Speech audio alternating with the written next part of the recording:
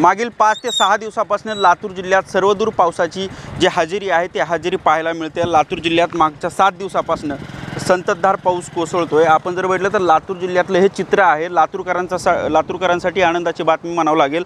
लातूर जिल्ह्यातून वाहणारी मांजरा नदी जी आहे ती दुथडी भरून वाहतानाचं हे चित्र दिसतंय।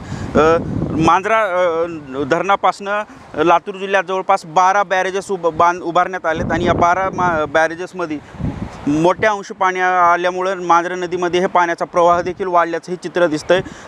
अशीच परिस्थिती जिल्ह्यातील जी इतर नद्या आहेत, तिरुवा असेल, रेणा असेल, मन्याड असेल, या नदींना देखील अशा प्रकारचं पाणी आल्याचं हे चित्र दिसतंय। त्यामुळे लातूरकरांसाठी काही अंशी तरी पिण्याच्या पाण्याचा आणि सिंचनाचा प्रश्न मिटला। मात्र लातूरच्या पाणी पुरवठा करणाऱ्या मांजरा धरणात अद्यापही पाणीसाठा वाढलेला नसल्याने आणखीनही लातूर जिल्ह्याला मोठ्या पावसाची अपेक्षा आहे।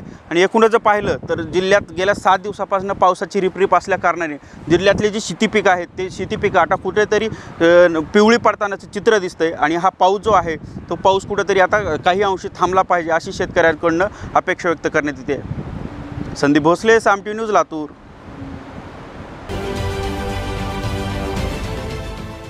देश विदेशातील प्रत्येक घडामोडींचे लाईव्ह अपडेट मिळवण्यासाठी आता साम टीव्हीच्या सर्व सोशल मीडिया प्लॅटफॉर्मला लाईक, फॉलो आणि सबस्क्राईब करा।